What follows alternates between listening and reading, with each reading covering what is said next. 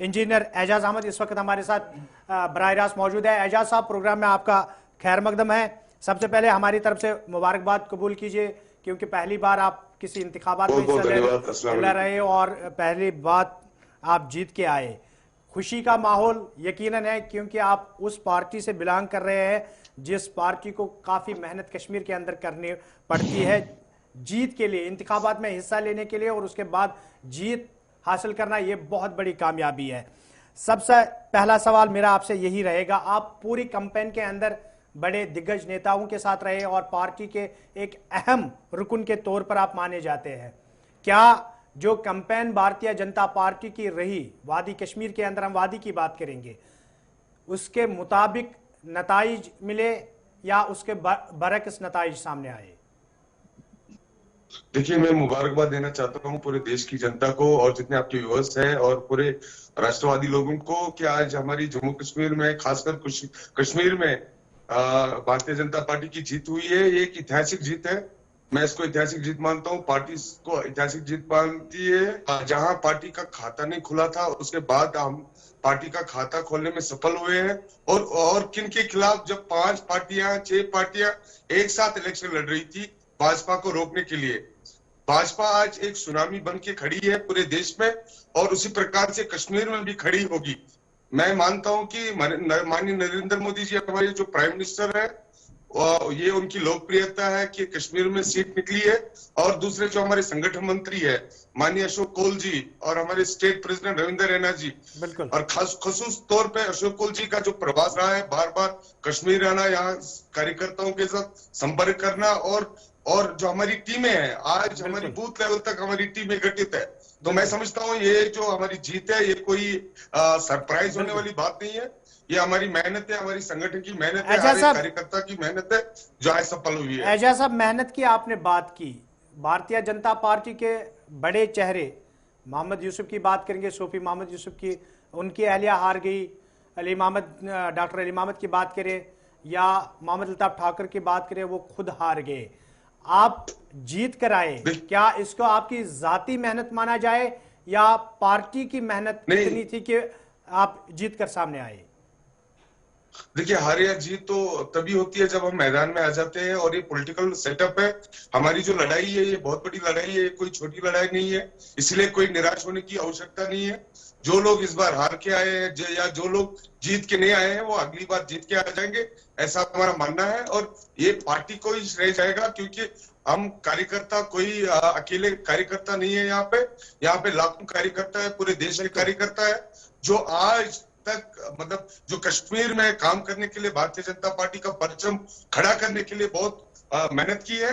मैं समझता हूं कि डॉक्टर श्यामा प्रसाद मुखर्जी से जो अब तक हमारे, चाहे शबीर साहब हो जिन्होंने बलिदान दे दिया, या हमारे गौर भट्ट साहब हो, या अनेक कार्यकर्ता, ये उनका ही बलिदान का नतीजा है कि आज भारतीय जनता पार्टी की सीट श्रीनगर घाटी में भी है। तो एजाज साहब, जो आप श्रेय दे रहे हैं कि प्रधानमंत्री की लोकप्रियता है या फिर उसके साथ साथ जो टॉप लीडरशिप, जो एक तरह से एम्बेसडर्स हैं पार्टी के, वो वहां पर ग्राउंड पर कैंपेन करने गए, जिस प्रचार की आप बार बार जिक्र जिसका कर रहे हैं, उससे ज्यादा जो आप अभी तक इसका आप श्रेय एक तरह से प्रधानमंत्री की लोकप्रियता को दे रहे हैं या बीजेपी की जो एक हवा पूरे देश के अंदर है, यानी ग्राउंड लेवल पे अभी भी आप ये मान रहे हैं कि एक्सेप्टेंस उतनी ज्यादा नहीं है?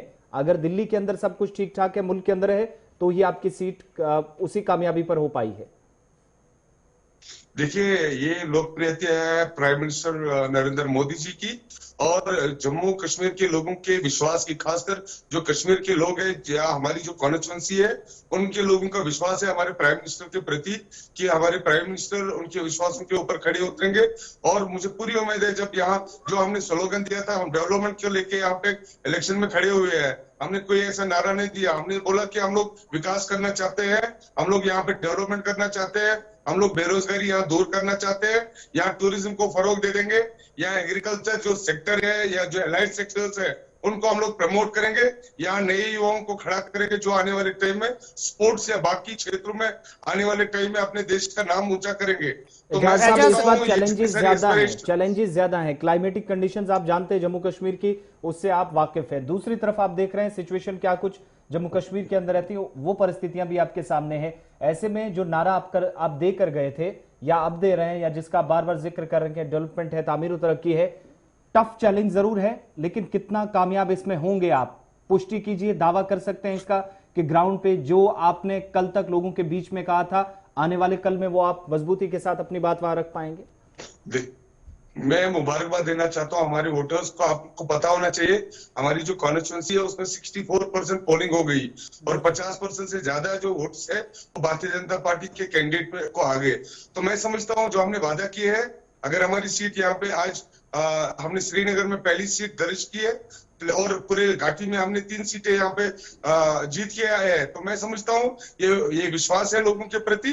और हम लोग इन जो कॉन्स्टिट्यूंसी से हम लोग जीत के आए हैं, भारतीय जनता पार्टी की कोशिश रहेगी और रणनीति रहेगी कि आने वाले समय में इन कॉन्स्टिट्यूंसीज को मॉडल ऑफ डेवलपमेंट के तौर पे हम लोग खड़ा करेंगे, जो आने वाले टाइम में जो बाकी कॉन्स्टिट्यूंसीज होंगी वो एक हिसाब से रेप्लिका होगा और कैटलिस्ट का काम करेगी, ताकि आने वाले समय में जो लोग होंगे उनको समझ में आ जाएगा और वो भी अपने कॉन्स्टिट्यूंसी में भारतीय जनता पार्टी को कैंडिडेट को जिता के लाएंगे। एजाज साहब, जिस हल्के से आप जीत के आए वो एक इंडस्ट्रियल एस्टेट वहां पर है और इलाका भी बहुत अच्छा माना जाता है, यानी खुनमा इलाका जो है वो बहुत अच्छा माना जाता है वादी कश्मीर के अंदर। क्या आप ये मानकर चलते हैं कि अभी तक वहां तामीर तरक्की नहीं हुई थी, तो अब जो वादा आपने किया उसको आप निभाओगे? देखिए, तामीर तरक्की मैं नहीं बोलता हूँ, जिस गति से होनी चाहिए थी वो नहीं हुई। यहाँ पे जो पॉलिटिकल पार्टीज है, जो 3 रीजनल पार्टीज है यहाँ पे, उनके घर बेशक भरे होंगे या कुछ बिजनेसमैन ऐसे होंगे जो कैपिटलिज्म का सोच रखते, जिन्होंने अपनी जो एसेट्स है 1000 टाइम्स मल्टीप्लाई किया है। आम जो नागरिक है उसको कुछ नहीं मिला है। हाँ, कुछ परिवार हो सकते हैं जो बिजनेस में अच्छा फ्लोरिश किए होंगे, लेकिन आप आम नागरिकों की बात की है। आप देखिए ना, हमारी कॉर्पोरेट रिस्पॉन्सिबिलिटी फंड एक होता है, आप इतनी इंडस्ट्रीज की बात करते हैं, आप मुझे बताइए क्या उन्होंने कभी उस एरिया के लिए कुछ सोचा है या कोई काम किया है? हम लोग कोशिश करेंगे आने वाले समय में जो भी मसाइल होंगे लोगों को, और जो भी उनके जो ग्रीवेंस होंगे या जो भी एक्सपेक्टेशंस होंगे, हम लोग उन पे खड़े उतरेंगे और आने वाले समय में आप ये वक्त प्रूव करेगा कि भारतीय जनता पार्टी किस प्रकार से इस जीत को आगे लेके जाती है। एजाज साहब, आपने अभी बात की है कि डेवलपमेंट का हमारा नारा रहा और नौजवानों की बेरोजगारी को हम दूर करेंगे। क्या एक डीडीसी कैंडिडेट या डीडीसी चेयरमैन के हद इख्तियार में ऐसा हो सकता है कि वो नौजवानों को रोजगार भी फराहम कर सकेगा? देखिए, आज आपको ये बात समझनी चाहिए, मैं खाली भारतीय जनता पार्टी का कैंडिडेट नहीं हूं, बल्कि वर्ल्ड की सबसे बड़ी पॉलिटिकल पार्टी का एक सदस्य भी हूं। तो आपको ये चीज मैं बोलता हूं कि आने वाले समय में जो हमारी रीच है वो अपनी स्टेट की नहीं है, हम सेंटर पे भी रीच आउट करेंगे और जो भी हमारी मसाइल होंगे, जो भी हमारे समस्या होंगे, वो हम लोग प्राइम मिनिस्टर के नोटिस में भी लाएंगे और जितने सारे हमारे यूनियन मिनिस्टर्स नोट्स में लाएंगे, ताकि उनका समाधान जल्द से जल्द हो सके। आप आश्वासन रखिए, हम कोई ऐसे कैंडिडेट नहीं है जो बाकी एनसी और पीडीपी जिनकी पहुंच टनल के अंदर ही खत्म हो जाती है। हम पूरे देश में नहीं, पूरे वर्ल्ड में सबसे बड़ी पॉलिटिकल पार्टी है और मैं उस युवा संगठन का नेशनल वाइस प्रेसिडेंट हूँ जो वर्ल्ड में सबसे बड़ी एक युवा संगठन है।